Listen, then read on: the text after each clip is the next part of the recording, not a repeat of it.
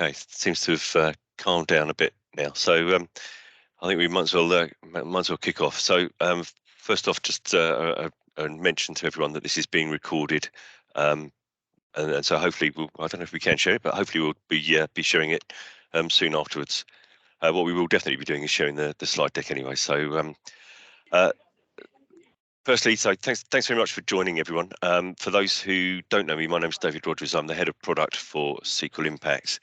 And so this is the virtual equivalent of a session that we ran last week in our offices here for breakfast, which was really well attended as well. So it's really lovely to see so many people here today.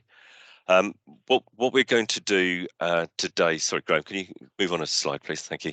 What we're looking to do today is cover off these bullet points here. It's a bit of a high level reminder and introduction as to Verisk and Verisk Specialty Business Solutions, and then a bit of a walkthrough of the enhancements that we've made to the application since the last time we had the opportunity to meet, and then a really focused session on the offshore renewables opportunity that we're looking at the moment, where it would be really interesting to get feedback and thoughts from people here, and then just a bit of a look at our future plans, and then wrapping up with a Q&A session at the end of the session.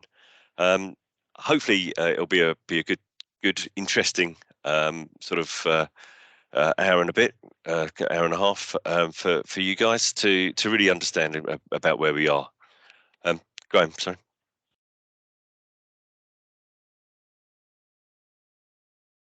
So to start off with, and before we get into the nuts and bolts, I just wanted to call out something that we published the other day, which is that we've just reached the 70th signed client for SQL Impact. This is something that we are really proud of. The vast majority of those clients, as we know, are in the London market, but we are starting to look at a broader footprint, which I think is a great achievement for the organisation, and I think it shows that we are on track to continue to deliver a good product that adds value to our clients. Saying that, we're far from complacent. We would like to hear any ideas and thoughts of how we could improve things that people may have. But moving on to our first section of today's presentation, I'll hand over to Simon Guttridge, who's our CXO, to talk a little bit around the history and introduction for Verisk and VSBS. Thanks, Simon. Hi there. Good morning, all. Really good to see all of you on this call, and those of you that turned up in person. It's great to start having these product briefings again and engaging with you as a kind of client community, and we're really keen to kind of engage as much as we can. I'm not going to take up much of your time in terms of this. We'll get on to looking at impact, but just a brief history of where we've come from. I think the thing that, again, some of you looking through names that I know on here, in terms of kind of where impact was and what it was doing. Since then, we've kind of acquired Rulebook, and we're looking at where that sits in our product stack. We're also acquired Whitespace and how we look at where that integrates and where it sits. And more recently, and probably the most relevant, we've rebranded from the kind of SQL brand to Verisk and Verisk Specialty Business Solutions. And one area that we're focusing on really at a senior strategic level here is one Verisk, and how we can kind of work more closely with kind of our colleagues on EES in terms of kind of integration and delivery to you guys as a community. And we're trying to do that better and looking at how we work far more closely together. So I think that would be good for all of you. You move on to the next slide to kind of cover that in a bit more detail. So as I said, from a kind of Verisk point of view and trying to engage there, we've got a huge number of data assets. We've got a lot of the kind of predictive analytics and a lot of data elements across the globe in that area. We're looking from a specialty business solutions to work with all of our kind of sister companies, especially I said EES in terms of the overlap there, and we certainly see that as part of our kind of key areas of focus for 23 and moving onwards beyond that. Jump into the next slide. So just a little bit of background, if you don't know us that well, we're very much a provider to the London and global P&C market. Focusing on that, we've actually now probably 500 or closer to 600 employees in terms of size and structure now. London market is kind of core. You know, I'm sitting in London now, and you know, some of the things that we're heavily focused on at the moment, things like Blueprint 2, where do our product stack sit within that? How can we help Lloyds digitize and kind of improve that digital journey? So we really do see ourselves as kind of a key partner to our clients, and we want to make sure that we're listening to you and engaging with you as much as possible. I just drop on. And just to kind of reinforce that message, we've got again in here, we've got kind of solutions for MJs, brokers, and carriers. We think we cover the full distribution life cycle, from placement all the way through to kind of exposure management in that case, and also our reporting tools on the data analytics side. So we've got, you know, a broad product suite. We are looking to expand that at times, but also make sure that it's got the right level of investment, and we continue to invest across the product suite to grow the business. And then final kind of point for me, part of this session is to try and get feedback. And from my point of view as kind of Chief Experience Officer, to make sure that we're getting kind of feedback from you guys as the clients. You know, are we taking our product in the right way? We've got the twice yearly NPS surveys where we're asking for your feedback. We're really keen to get that kind of strategic insight into our business and look at how we respond. After this event, we'll also be asking you for, again, feedback in terms of what can we do better, what do you want to see, how do we pick that up? And you know, that goes right to the top of our business from a various point of view in terms of, you know, are we engaging with you in the right way? Are we giving you the information you need? You know, are our products hitting the right spot? So really want to put you guys and your feedback at the front and center in our business. And please reach out to me, the account management team, the product team here. If you've got any issues or you want to discuss anything, you know, we'd much rather hear about it and engage with you as quickly and as early as possible. And that's it for me. Thank you all. Thank you, Simon. I think that falls to me now. Yeah, no, good morning, everybody. Thank you. Simon says, thank you so much for joining this session this morning.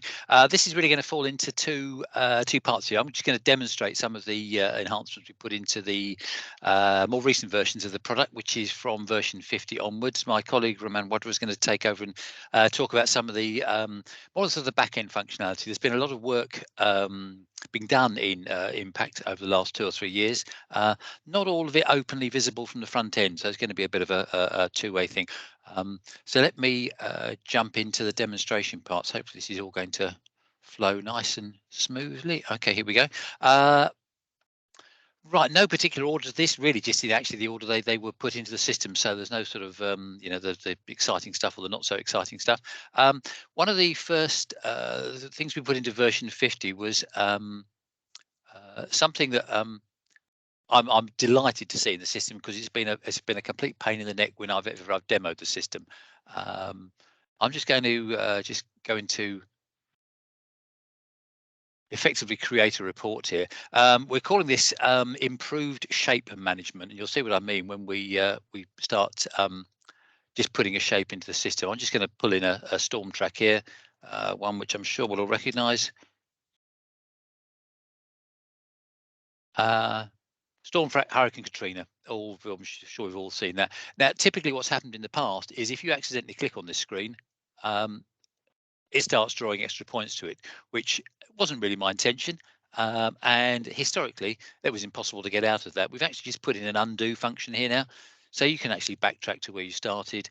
And there's even a sort of real high level on off thing. If you want to come out of this, if you don't want to be able to edit this shape at all, you can turn the edit mode off. So it's just a little bit more control over the just the shapes in the analysis screen.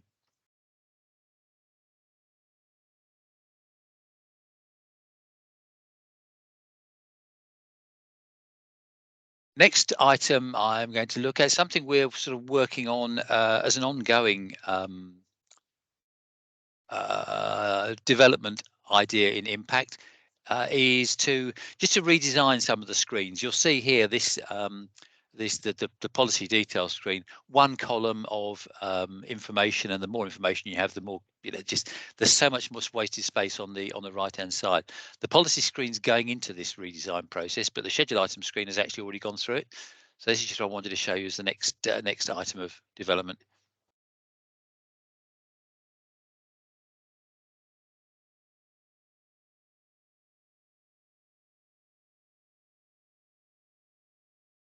So as you can see, a slightly different look and feel to probably what you're used to. There are now 2 columns of information. Nothing, this isn't rocket science, but just making better use of the screen area for the amount of data that people are now starting to record. You can see this is our demo system. You can see here we've got a lot of lookup data to sort of NatCat hazard API data providers. So there's a lot more information people are using the system for. So this is making more use of the space. There's a search function here, and we can actually start just finding an individual field if you're looking for one particular one, rather than having to sift through pages and pages of items. And a third item we've put in here is the ability to break these fields into categories. At the moment, actually, these are all one category, but if you had sort of building attributes, NatCat hazard attributes, etc., you can break these into individual sections and expand and contract them, just so you can really focus in on the information you're interested in for a particular exercise, rather than just seeing one snapshot of everything and having to scroll up and down the screen. So again, fairly cosmetic, but just making more use of the screen space and hopefully making the system easier to use. The third item, let me find the policy I need to look at here. A lot of the work we've been doing over the last, probably getting on for 10 versions now, from version 45 onwards, is the ability for Impact to integrate with Touchstone. AES is, you know, old AAR CAT modeling product. Now that's meant we've needed to be able to record all of the nuances, the detail that the CAT model requires in Impact. Now a lot of that was already here, but the one particular piece I'm going to show you here is is talking about sublimits, and in particular the ability to record limits against sublimits. So if I just go into my sample policy here, I'll have a quick look at this in edit mode just so we can see what we're looking at here. This policy has I think I set it up for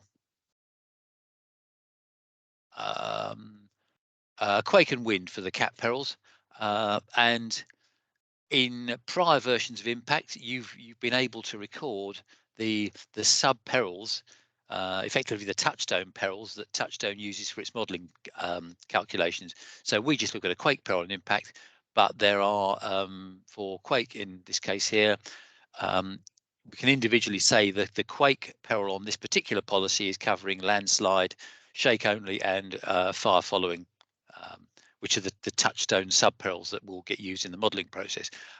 What we were asked to provide a while back was the ability to record terms and conditions against just one of those sub perils, or a group of them, but not the entire quake peril. So what we have, let me just delete that one because that's going to steal my thunder if I leave that there.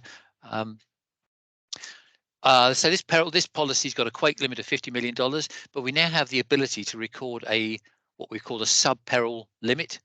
So I can say, okay, this is for all coverages on the policy. The main peril is quake, but this sub peril limit I'm particularly interested in is just a shake only deductible of $10,000 in this particular case. Same limit header construct, so you can apply this sub peril limit to a particular group of locations or all the entire policy you want to. But basically what this is doing is allowing you in Impact to record a terms and conditions for just one of the components of that quake peril, which can be fed into Touchstone. We don't do anything with this in the calculations. It's purely for information only in Impact, but it feeds into Touchstone to make the modeling calculations just that much more detailed and precise. Now, one of the things again, there's always been a bugbear, I'm sure, for so many people using Impact, is the number of import errors you get because there are duplicated place names in our database. I'm just going to show you an example of that here. I'm in this is for the property class. This is exactly what you'll be seeing at the moment. Anybody who's putting sort of property or cargo or terrorism type data into Impact. If I choose a a town called San Jose in Costa Rica. And if I could type, it would be a bit quicker. So if I say, okay, San Jose, yeah, Costa Rica, click on that. Impact will tell me there are 4 places in Costa Rica called San Jose. Now, if I knew what the state was, I could have been a bit more refined there. But typically, you probably wouldn't expect to get the state information. Now, my expectation would be there's a great big place in the middle here called San Jose, which may well be the capital of Costa Rica, plus some really sort of small outlying villages. So what we've done as a development in Impact is, let me just change this to the cargo class. We've added what we've called a preferred location function. We went out and bought a database of getting on for 2 million place names globally, worldwide, to try and work out what were where were the big cities, the larger places with these duplicate names, in order to say, right, out of the 4 instances in Impact we've got for San Jose in this case, one of those is clearly a much bigger place than the rest, so we're going to choose that as our preferred location. The sort of logic being, if you're insuring something, it's more likely to be in a large built-up area than in a tiny little village in the middle of nowhere. So if I do the same exercise now in Costa Rica and go back to San Jose and click locate address, because our preferred location function has chosen, let me just zoom out on here, you'll see it is the really big one in the middle of the country, well, San Jose. Because that preferred location flag has been attached to San Jose, this big city in the middle, that's the location that Impact will choose if you enter a location manually or you import it. So this was really designed to try and cut down the number of probably unnecessary import errors, because there is one big place called San Jose in Costa Rica. That's the one you want to choose. We've actually flagged it, the fact that if you look on the top right here, that the preferred location has been chosen. And if you want to go back to see what the other options were, you can go back there and choose a different one if you want to. So we're letting you know that we've chosen a particular version of that city, but you have the option to change it if you want to.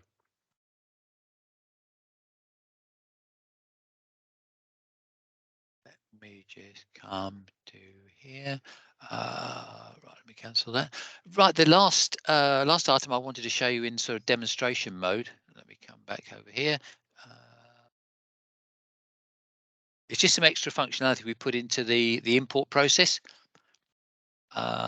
We've talked to quite a few people over the last few years, about binding authorities. Binders seem to be the flavour of the month in terms of the business people are writing, although I'm not sure they're everyone's cup of tea. But the challenge we've had in Impact over the years is that each cert reference within a binder, however many locations were there, they all had to have exactly the same terms and conditions, and that was part of the validation process that went into the import process. So what we've done is try to sort of open that up a bit and now allow you to not only import the cert level terms and conditions, but you can actually import site level terms and conditions at the same time. So I'm going to, got a feeling, let me just see, did I?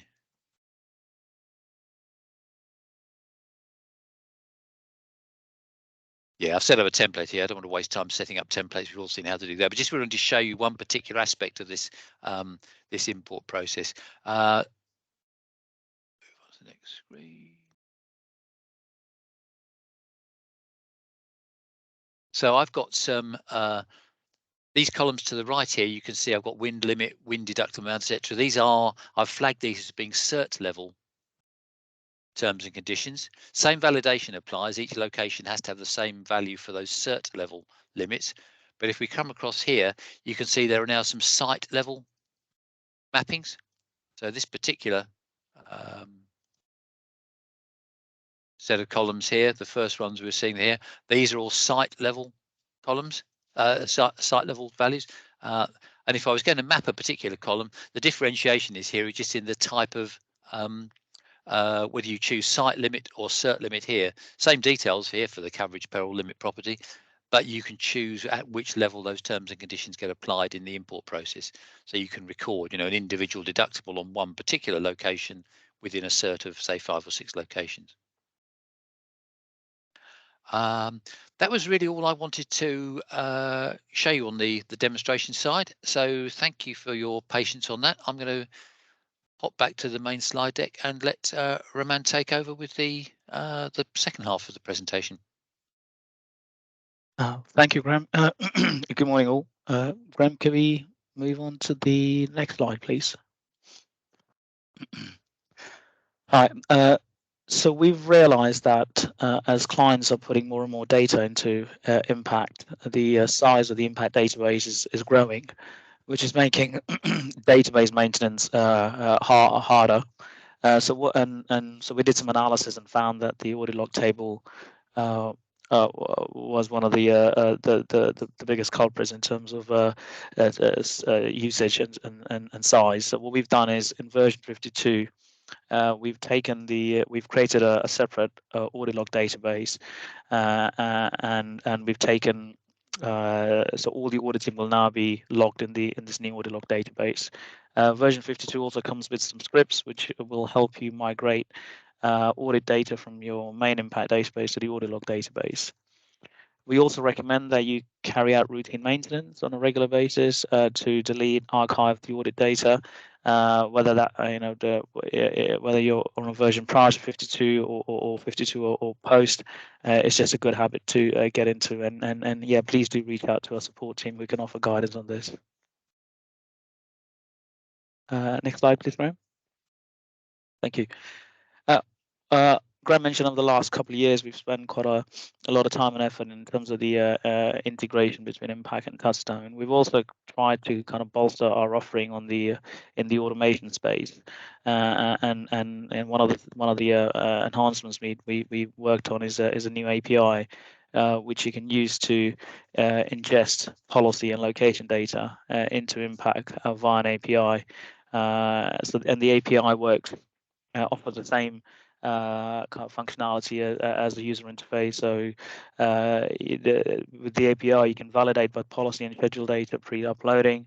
You can import multiple policies and schedules and schedule items in one API call.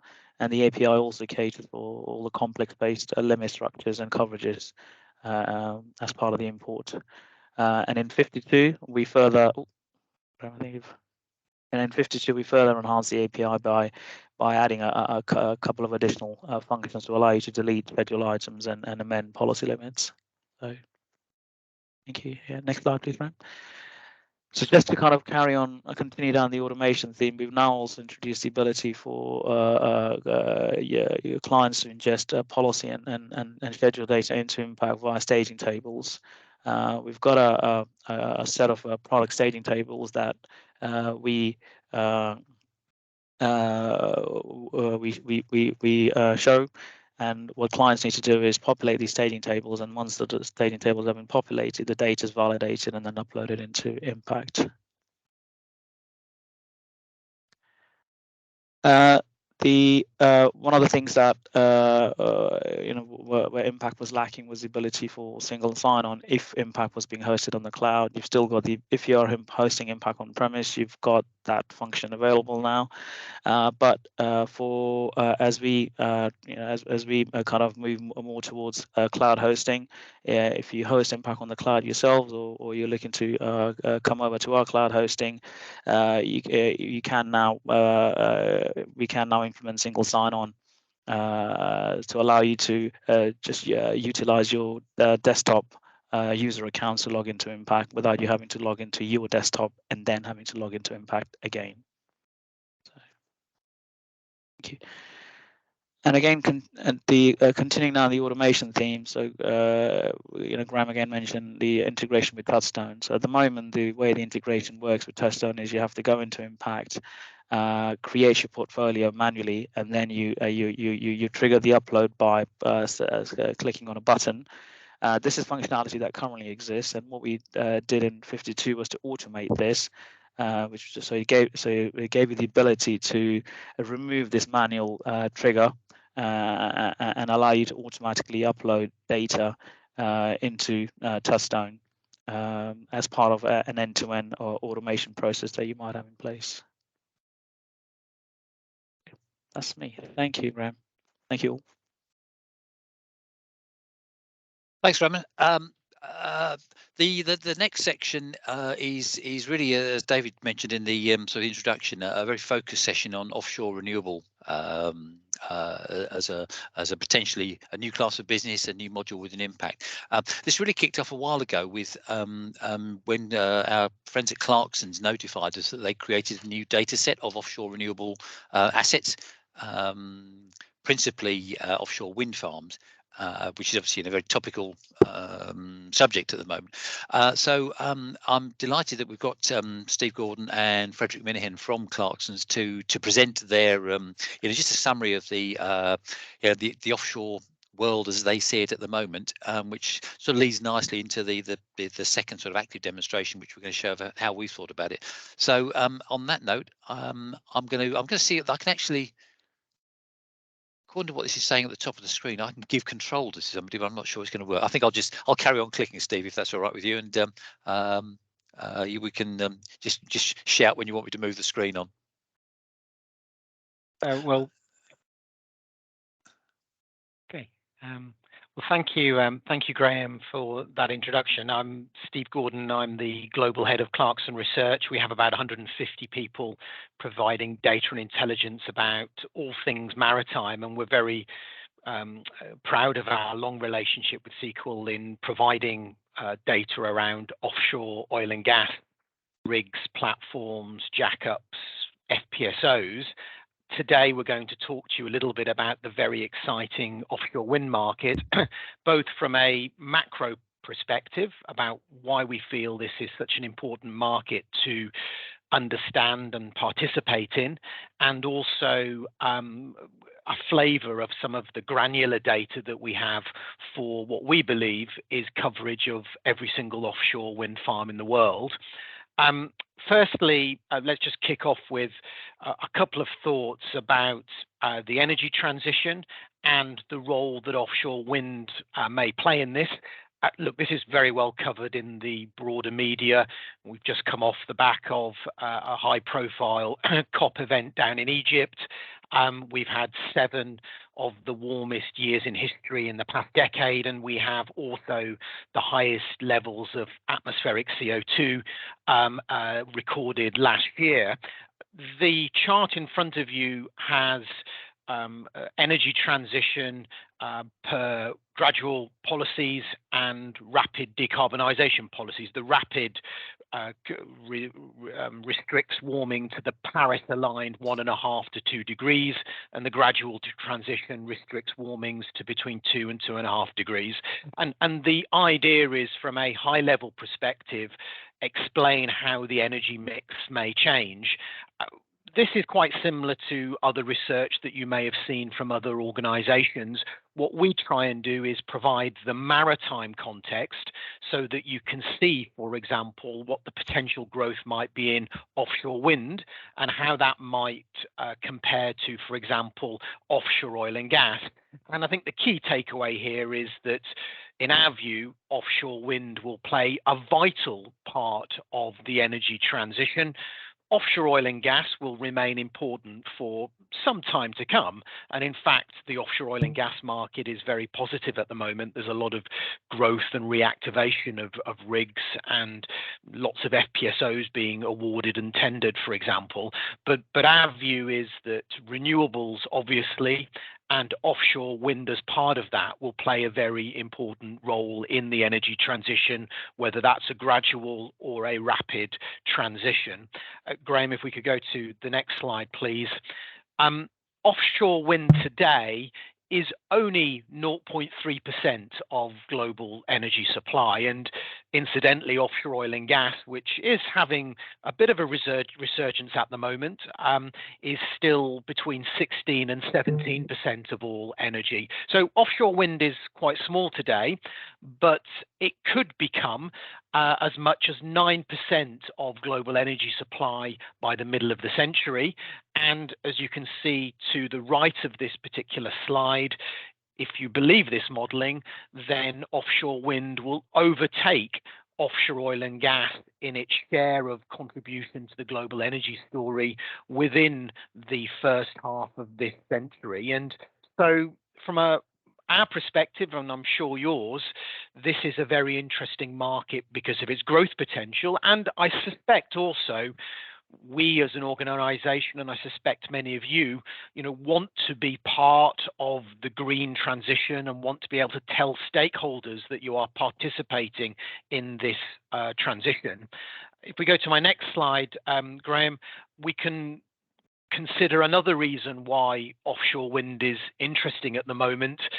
I think during the pandemic, there was a sort of doubling down, a reinforcement around all things green. And I think what we've seen as a result of this terrible conflict in Ukraine is a doubling down on the importance of energy security. One of the reasons why offshore oil and gas is stronger at the moment, the high oil price, the security of energy being very important. We're seeing lots of LNG gas being imported into Europe, for example. But we've also seen an acceleration in investment in offshore wind because of energy security. And if we just think about simple geography, we have a lot of offshore wind in Europe, relatively stable part of the world.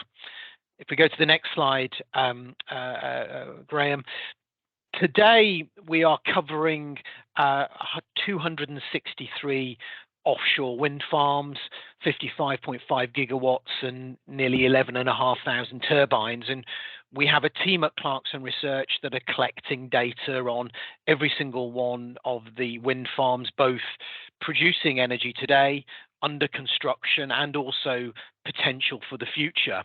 And the other thing that we've done in this slide is project how that might grow in the coming years. This is based absolutely on projects that are awarded, under construction, planned for the future. There's a project behind each of these graph points. By 2030, we think there could be as many as 30,000 turbines globally. So 11,000 to 30,000 will be going from 263 wind farms to 720 wind farms, and will be moving from 55.5 gigawatts to 242 gigawatts. Offshore wind, compared to other sources, it's got a very consistent load. You don't have quite the same planning restrictions if you build offshore. And also, it's moved beyond subsidy, and now, particularly here in the UK, for example, is very competitive relative to other energy sources when you look at the strike price and the cost of electricity production. So again, lots of growth potential in the offshore wind industry. If we go to the next slide, Graham. Offshore wind is also becoming increasingly international, a little bit like the offshore oil and gas business moved from the US Gulf and the North Sea to other geographies. It moved deeper offshore as well. Offshore wind is becoming more international. China overtook the UK about 12 to 18 months ago in terms of its energy production. It had, you'll see in the red chart, the red lines in the startup chart on the left, how quickly China grew. There was a subsidy deadline, and that steadied down a little bit. The UK, huge growth potential there.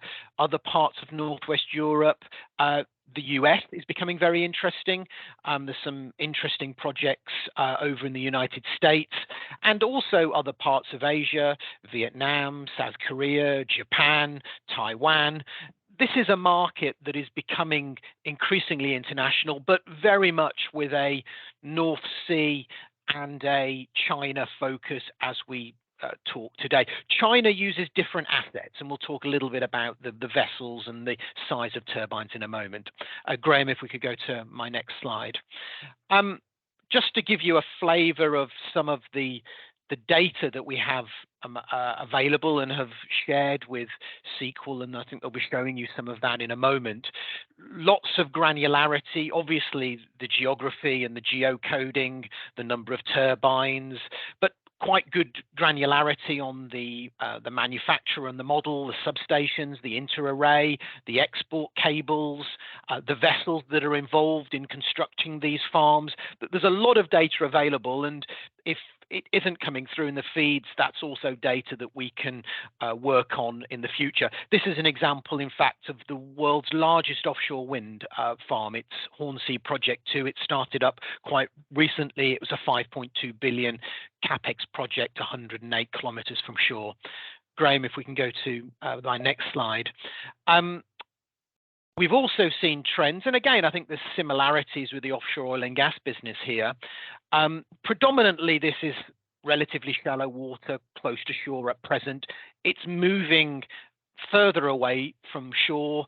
The turbines are getting significantly bigger, and you can see on the charts on the right of this slide, average turbine size up to 12 megawatts, and the size approaching 200 meters. And if we go to my next slide, Graham, you'll get a sense of some of the scale involved in these wind farms. Nice little schema that Freddie and Alfie, my other colleague, put together about where the turbine sizes are getting to relative to some London landmarks. And just for a bit of context here, I was at a presentation recently from one of the wind turbine installation vessel developers. They're putting up one of these turbines every couple of days. It's remarkable engineering out at sea when they're constructing these wind farms, around the world. If we go to my next slide, Graham, we're also quite interested in floating wind. This is small scale commercial at present, potentially moving to larger scale commercial as we move through the decade. And there's a lot of very interesting developments going on in terms of the technology. Next slide, please, Graham. Having talked a little bit about the wind farms, there are also a fleet of vessels that are supporting the construction of these wind farms in the marine environment. And there's a schematic here of how those vessels are involved. You've got to survey the seabed first. You then have to install the turbines, and quite often you're using what we call wind turbine installation vessels, WTIVs. You might be using barges. You've then got to construct the farm. You might need an accommodation unit to help you to do that.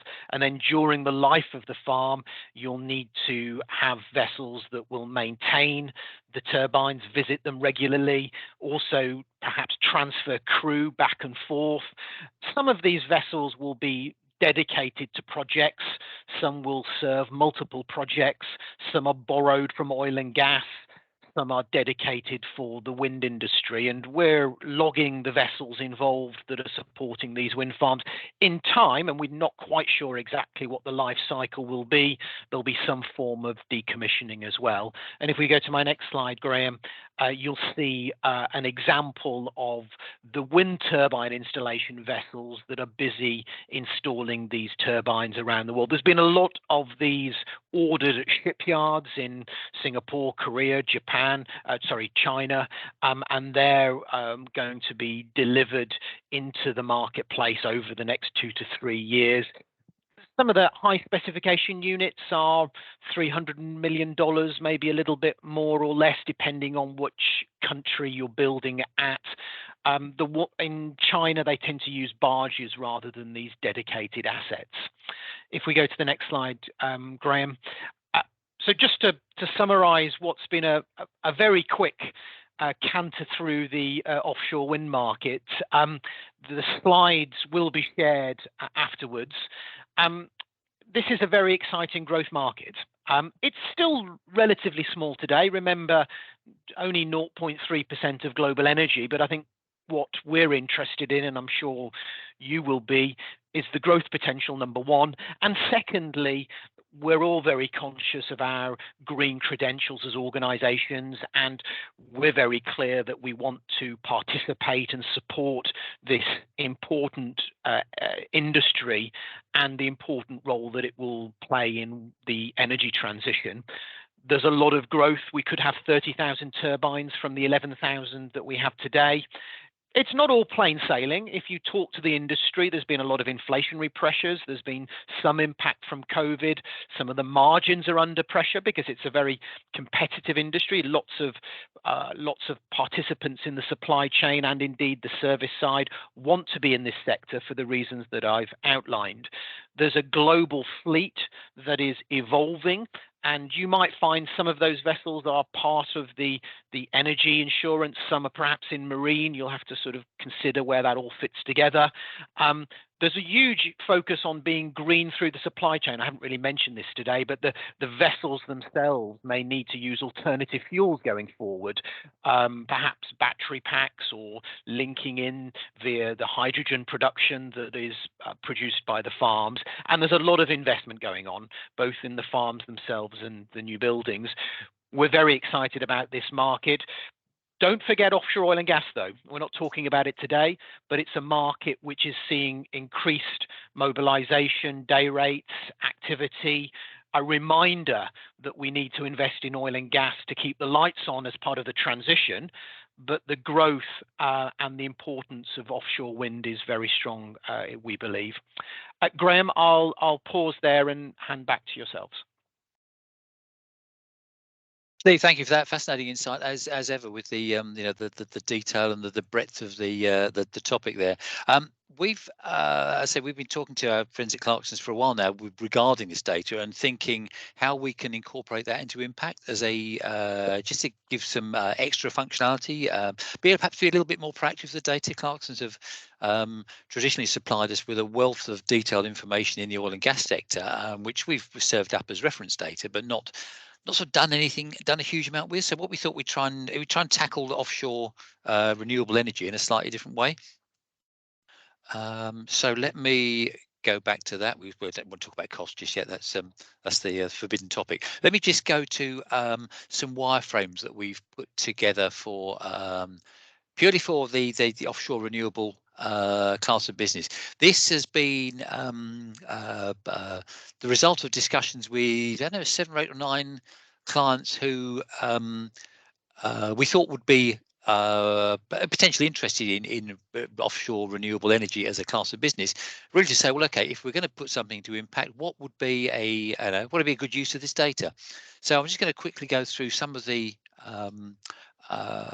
thoughts we've had on how we can see this. Any of you that have used the oil and gas components in Impact will recognise an awful lot of this, because obviously we've sort of piggybacked on the oil and gas style of things and the way of presenting the data. But this will be one new item, just the ability to go and search for particular renewable assets.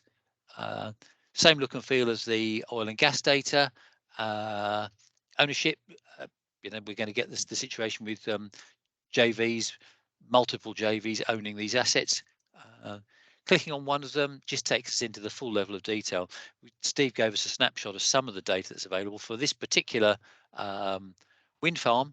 This is just the information that's available for just at a wind farm level. What we're going to see as we go through here is we're going to be having almost like a hierarchy of data sets where we've got wind farms. That wind farm is made up of substations, turbines, etc. The vessels supporting those wind farms, the ports that support the vessels. So you've got the full spread of information to see, to be able to almost select an item and say, okay, if this particular asset is out of commission, what effect does that have, whether it's the port, the vessel, the wind farm, or a substation, etc. So that's fairly standard stuff. What we are looking to do in terms of using this data in a more proactive way, in discussion with some of the clients we've spoken to so far, it sounds as though you're most likely to receive data at a wind farm level. You know, the owners of the wind farm will insure it. You'll know obviously that there are X number of turbines within that wind farm because you've got the Clarksons data to support the submission you're receiving from the brokers. But what we're presupposing, what we're suggesting, is that we can actually do something a little bit more proactive with this data. So if we say, okay, fine, let's go through an import process, and here's our schedule. We're going to most likely way we're going to structure this is have renewables as a separate class of business, so that we can actually ring fence the Clarksons data away from the oil and gas. So there are two separate areas there, because not necessarily everyone will want to license both. So we need to be able to ring fence that. So here's our just a standard import process. What I've done here, I've got a TPL value, a BI value, and a PD value, just for demonstration purposes for this particular exercise. So we need to map some columns, move on. I've flagged one of these here as an error, just so I can go through the actual process that we are proposing could be of interest to people. So here's our error item, Sheringham Shoal.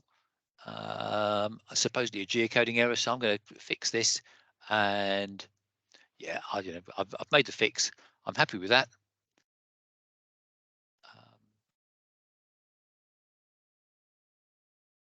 What we've moved into now is some new functionality that we're proposing, and this is where at a wind farm level, the coverage values were coming in at 5 million for TPL, 15 million for BI, and 25 million for PD.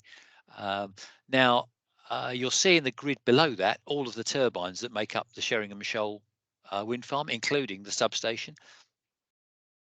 So we've sort of presupposed that TPL and BI will probably be applicable at a wind farm level.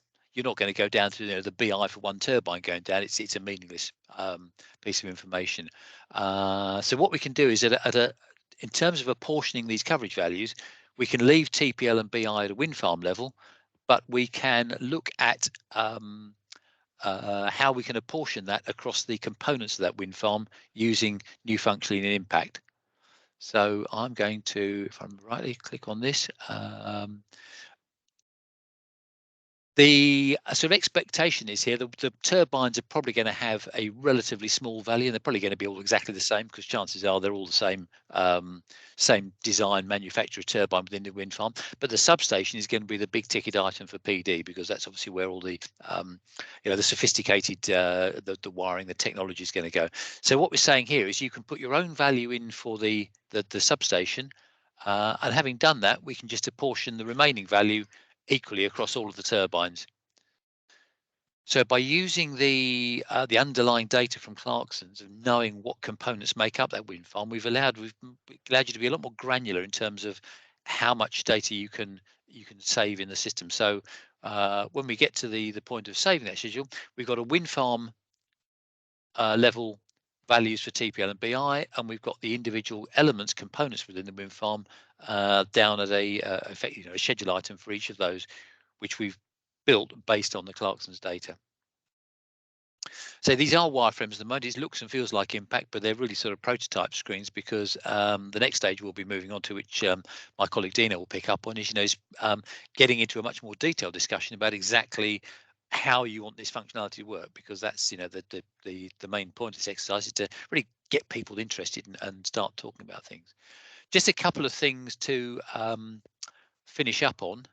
I don't know if you noticed when Steve was going through his presentation, there was a map of the Hornsea Project 2, a map of the North Sea. What we are again proposing to do is to incorporate those maps from Clarksons within Impact. We've had the ability to use WMS layers, these web map service files, for a while now for NatCat. You see we've got the Swiss Re's NatCatNet service there. Clarksons offer a WMS service, and what we're proposing we can do is we can actually put those maps into Impact wherever there's a map, be it here in the reporting module or on the policy. You can superimpose your data on top of these maps, both the wind farms themselves, cables. They'll be interactive. You'll be able to click on these components and see, pull some information back as to what they are. I've got one made up example here, just hovering over Cleve Hill, which is the point on the Kent coast where the cables from the London array hit land. So we'll be able to use these maps interactively within Impact. As I say, we can click on them. You can superimpose your insured assets over them, both here in the setting up a report, and also exactly the same concept in the results report. So just sort of an extra layer of map visualization to give your results context and interactively allow you to interact with that Clarksons data. So that was our thinking so far. Dino's going to sort of give us the next steps, and obviously we'll be hoping to talk to a number of you in more detail over the next few months. So on that note, I'm going to go back to the PowerPoint slides and hand over to Dino.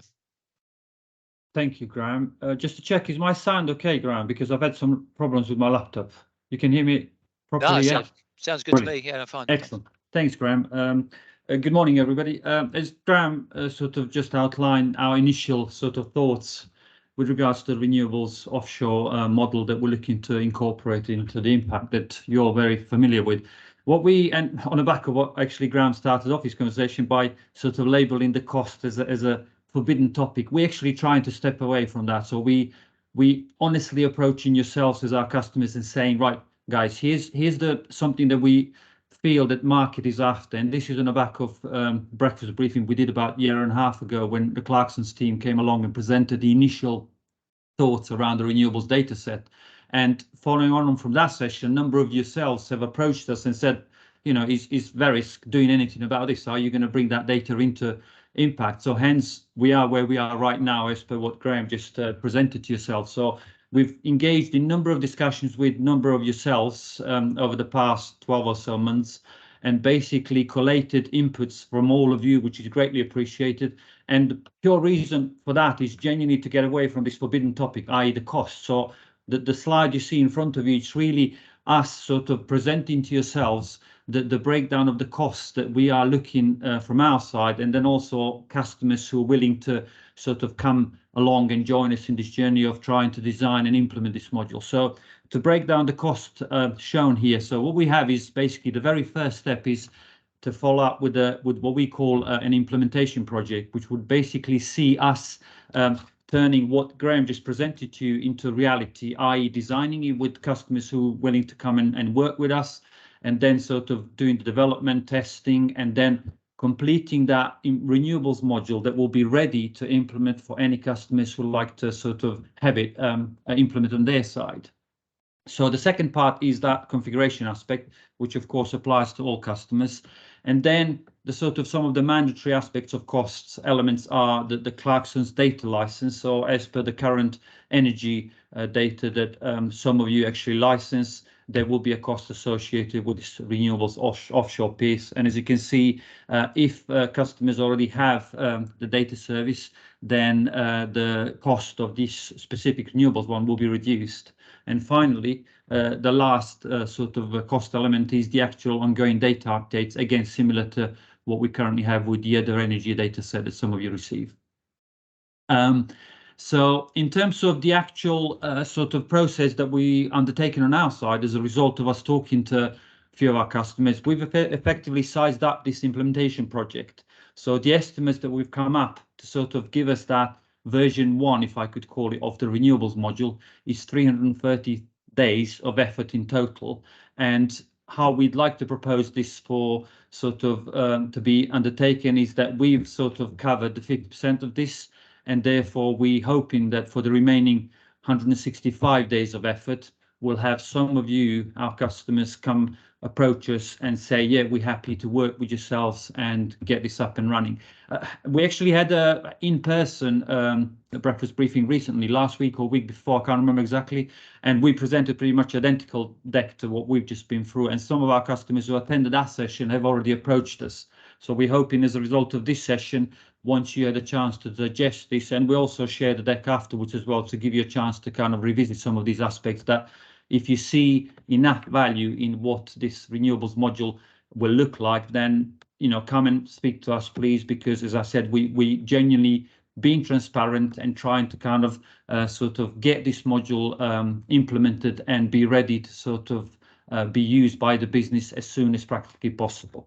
In terms of the actual, just again, you can go back to that slide, Graham, thanks. In terms of the actual, just to present to you how these two projects will run, to give you a bit of a better understanding about the standard delivery process that we have on our side. As I said, there's two projects effectively. One, to implement this new module, and then the second project is the configuration that's specific to each customer. And as you can see, the stages they outlined is really just part of our standard delivery framework to ensure the quality of the sort of work that we undertake and make available to yourself is up to the standards that we sort of expect as per the impact sort of product releases that you've had sort of used over the past number of years.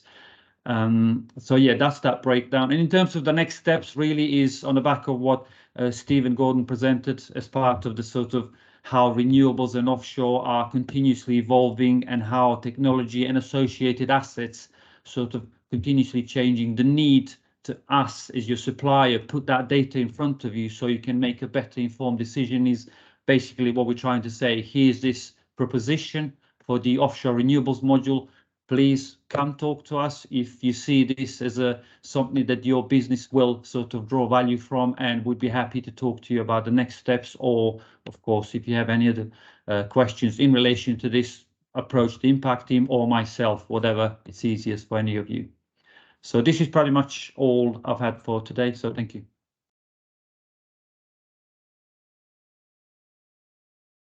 Graham, back to you. Yeah, thanks, Dino. Obviously, as Dino rightly says, please, anybody who's just interested in discussing that, whether it's really active interest or just discussions about how we want to take it forward, please reach out to us, have a chat. We're very keen to, excited to move on with this. We've been talking about it for a while now, and it's we just want to just get on with it because it's a topic that's becoming more and more relevant as as the energy market moves forward. Future plans, I think I'm going to hand back to my colleague Roman on this one, just to have him to. I'm still his thunder. I'll let him explain what our future plans are. Over to you, Ram. Thank you, Graham. So we've sat down internally and looked at what we would like to do with Impact in terms of the investment over the next 3 years, and what we wanted to do was just share that with yourselves.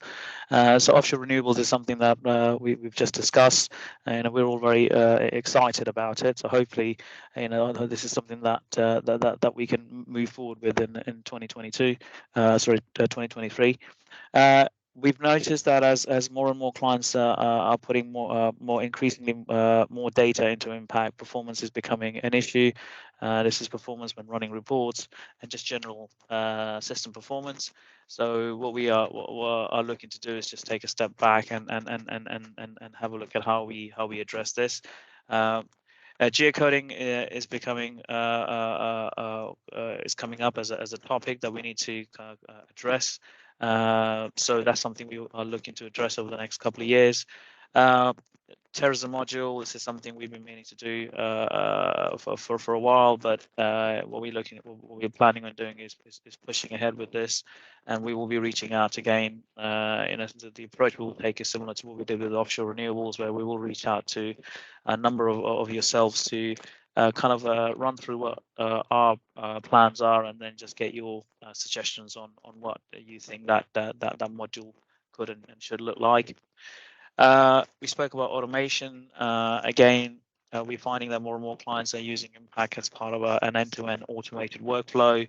So this is where we're looking to see how Impact can, how we can further enhance Impact to fit into that workflow. So this is the Impact as a headless service. So this is removing the need to have any kind of manual entry or intervention within Impact.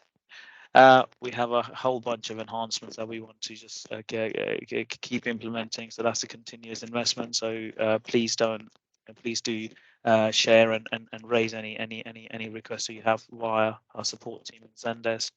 Technically, in terms of technical enhancements, we're looking to deprecate support for SQL Server 2014 Q1 2023, and any support on that will be on a best endeavors basis. And we are also looking to introduce compatibility with SQL Server 2022 in next year. So Impact is already compatible with SQL Server 2019. We're looking to kind of keep moving with the technology. So thank you. Thanks, Ro. Thanks, Raymond. And that's yeah, this I didn't give you a little bit of time back in your day, but yeah, that was the end of the formal presentation. So thank you all for your time and patience. I hope you found that interesting and informative. Really Q&A time. I don't know if anybody's got any questions.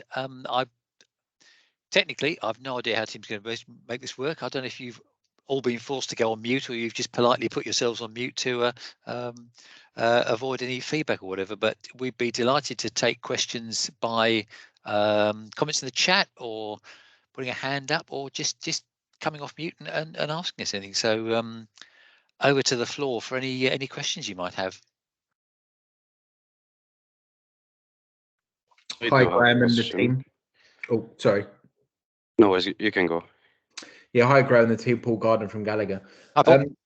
Thanks to you and Amanda for showing all the additional functionality. Particularly interesting is the single sign-on. Is that an additional cost, or is that is that functionality that's available in the system, and you just need to put the relevant certs or code in?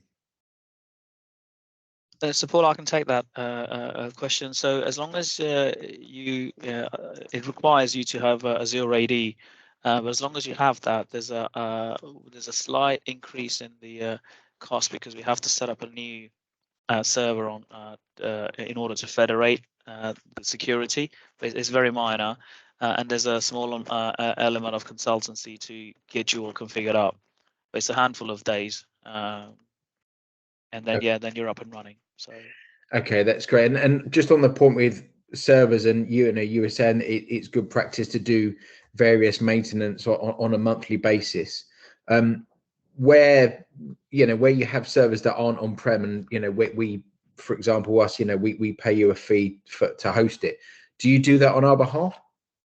I'm going to use the word in bold. We should be doing that on your behalf, and the database maintenance we should be doing is to keep an eye on the size of the audit log table to make sure we don't let it get out of control, and we should also be keeping an eye on the reports. Some clients tend to not delete old report results.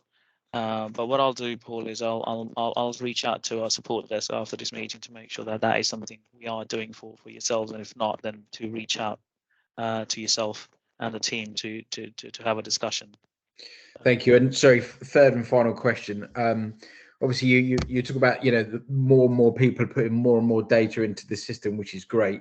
We're no exception to that. And one of the things that we found is that when we're running reports, large amounts of data, and I kind of define large as maybe greater than 125,000 locations, we really have problems getting out of the system, to the point that sometimes we have server errors. I know you're well aware of this, but I think it's so important that when you have an aggregation system that has the ability to hold large amounts of data, equally you need to have that ability to extract large amount of data.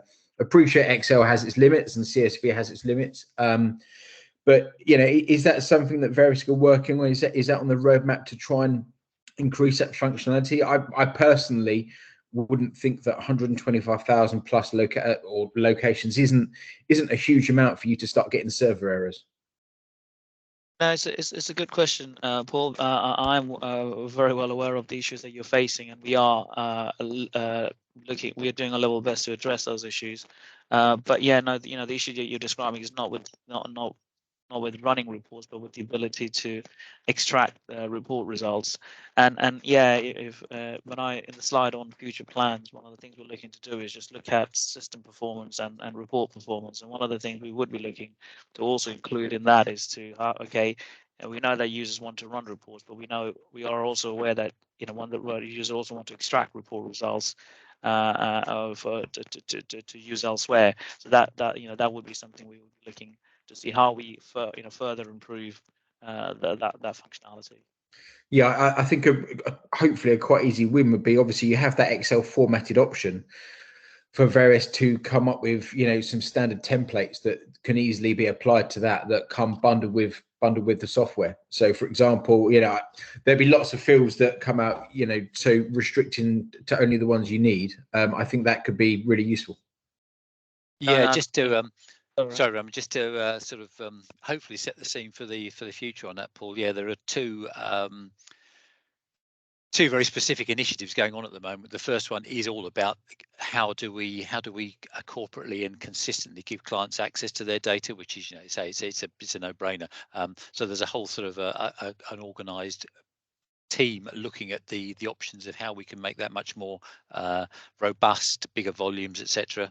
That's in hand now. In fact, the guy who walked behind me while we were talking is one of the guys working on that project as we speak. The other part was on the report performance. Was the current thinking is to try and make more use of the extra power you can get by having it cloud based. Sort of cloud native technology should allow us to run a lot more reports a lot more quickly for larger volumes of data. Not an easy piece of work, because we're effectively going to be moving the calculations away from the SQL database into something else and then pulling the results back in. But that's when Raman mentioned about improved performance in the future plans, that's the current thinking, to make things, you know, it's going to be an order of magnitude. It's not just going to be 5-10%. So fingers crossed that that pans out the way we hope. Thank you very much. Raman, just a quick question from my side, in line with Paul's question around the single sign-on. Is it worth mentioning the minimum version required for that, unless you've mentioned that already? I haven't, no. No, that's a very good point. Yeah, I think that there's a minimum version, I think it's version 50, which is the minimum version required to get onto single sign-on. Yeah. Okay. Thank you. Thanks, Ian. Josh, you've got your hand up. Yeah, it's kind of leading on from Paul's point really about performance of the system, and I guess it's kind of like an idea as well, is that our big heavy portfolios such as terrorism, I'm sure the same is for Paul, they're the ones which could potentially benefit from being kind of siloed into a separate database. I don't know if you guys have thought about that kind of thing, because I know that it kind of links in with another issue that you can't have specific policy screens because it's all held in one database, and that's not customizable, is it? Because you see all of the policy fields for each thing, which kind of links into that. But also, from our point of view, it'd be great if we could archive cuts of terror data for RI purposes and things like that, which is another positive. But also, I guess, in terms of general performance, because that's the heavy data class of business for most people. I don't know if it's worth exploring. Josh, I'd say sort of yes to all of that. I've literally just jotting that down, because where we talked about the looking at a terrorism, you know, new enhanced terrorism functionality. That's you know, that's not actually something I thought about, but it's we with the current thinking. We tried to do a POC with IHS last year, was it? Forget when it was anyway, but to hook into their PV war scores, etc., just to you know, just to give you more information and impact, and hopefully interact with their maps as well, which as a part of the terrorism enhancements will be to resurrect that. But that whole thing about data reinsurance requirements, segregation, anything that makes the big data volumes perform better, you know, has got to be on the list of things to look at. Yeah, thank you. And I just think, just one more point, I think the approach we want to take around the terrorism module is similar to what we've done with offshore. Is not to just go and build something or things, you know, think what we are thinking is what all our clients want, but is actually to kind of have an active dialogue and engagement with our clients, and that you know, we'll be looking to do something similar on the terrorism side, Josh. And we've got our own ideas, but you know, it'd be great to hear what kind of you know, pain points you have on a day-to-day basis, and we'll be looking to incorporate all those as well. So yeah, always happy to chat. Yeah. Right, well, thank you. Mohammed? Yeah, first of all, thank you to everybody for the great presentation. That was really informative and helpful. And it shows the wide capabilities and potential of SQL Impact. My question is for you, Graham. You were running a report and you ticked a couple of ticks where it says field and cables or pipelines, and it shows you the like a shape of the field and the pipelines, where it's coming from and where it's going to. So that was regarding the wind farms or mills. Is that doable for the oil and gas fields or no? Yes, it is. I'm probably I should defer to Stephen and Freddie on this one, but yeah, the one of the original documents we had in the sort of the full presentation of renewables we did with some of our some other clients earlier. All that information started off in the oil and gas thing. So you've got global maps of oil and gas fields, Gulf of Mexico blocks, etc. We've just extended it into the renewable scene because that was the topic of the day. But yes, that's all available for the more traditional oil and gas market as well. All right, great. So we should expect that to be running online in the future, right? Yeah, definitely. We've something I need to just pick up with. We were going to get our it's all about sort of the technical connections behind the scenes. So we need our technical guys to talk to the Clarksons technical people. Say, okay, how do we actually get access to these maps and just make sure that it all plums together. So it's just we just need to get those the final pieces of that conversation moving, just to see what the what the capabilities are to prove that it can work and see how we take it forward. So yes, I'd love to say expect that in the near future. So sounds awesome. Yeah, Graham, I'm hoping that as part of the I'm really hopeful that we will build the offshore renewables module in 2023, and I think one of the positive side effects or things that will come out is we'll probably end up hopefully doing something on the the oil and gas WMS layers. So kind of kill two birds with one stone. But as I said, I'm just without knowing any other technical details. That would be my wish anyway. Yeah. Or hope. Yeah. So thanks, Mahmoud. That sounds awesome. Thank you so much, guys.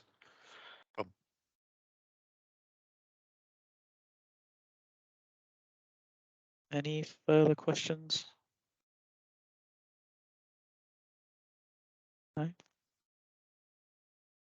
Okay. Just to echo what Graham said earlier, thank you very much for your participation today. I know we had as Dina mentioned earlier, we had a face-to-face presentation 2 weeks ago over breakfast, which I think was it was really good to see people in the flesh. But I know some people couldn't make it for a number of reasons. So it's really good to see a number of you turn up today. I hope you found this session to be informative. We will be sharing the slides after the session, and yeah, I would like to wish you all I hope it's not too early. I know it's November. A Merry Christmas and a Happy New Year, but that's probably because I'm not going to see most of you, if not all of you, before then. So, Graham, I don't know if you wanted to add anything. I need to echo exactly what you said. No, thank you all for attending today. I hope you found it interesting. Picking up on Dino's points, yeah, please, if there's anything you want to reach out to us on. You've got the account management team, product team, etc. You know us well enough to just drop us a line, an email. The slides will be coming out, so you can respond to that if you want to. And to just thank you all for attending and listening today. Thank you very much. Yeah. Thank you. Great. Thanks everybody. Okay, Enjoy your day, John. and we will be talking soon. I'm sure. Look forward to it. Thank you. Bye everybody. Thank you. Guys. Bye. Thank you. Bye. Thank you.